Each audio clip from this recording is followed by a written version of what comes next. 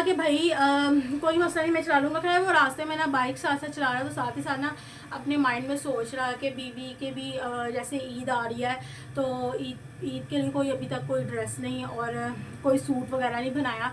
चलो मैं और मेरी जो बीवी है हम तो चलो कोई नहीं, घर के कपड़ों में भी गुजारा कर लेंगे, लेकिन मेरे 2 बच्चे हैं, उनके जहन में आएगा कि भाई सबने ईद वाले दिन कपड़े पहने, मैंने क्यों नहीं। बच्चे तो नहीं ना, बच्चों को तो नहीं ना हम समझा सकते फाइनेंशियली क्या है क्या नहीं। फिर इस तरह से सोचता देख रहा। उसने कहा कि मुझे आज रात को रिसेंटली कॉल भी आई थी जॉब के लिए, मेरे पास इतने अच्छे कपड़े नहीं है कि मैं जो ना कपड़े पहन के वहाँ पे चला जाऊँ इंटरव्यू के लिए। मेरे पास तो इस तरह के लाइक कपड़े नहीं है, जॉब इतनी अच्छी मुझे मिल रही है, अपॉर्चुनिटी मिली है, लेकिन मेरे पास इस तरह का ड्रेस नहीं है।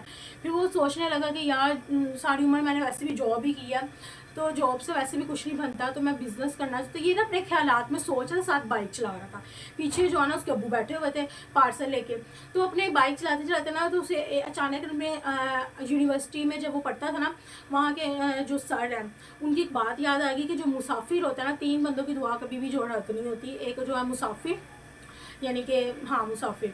दूसरा जो है आपके बाप की दुआ जो अपने वालदैन के लिए करता है, सॉरी वालदैन जो अपनी औलाद के लिए दुआ करते हैं, ठीक है। और तीसरा ये कि मजलूम की दुआ, ये कभी भी रद्द नहीं होती।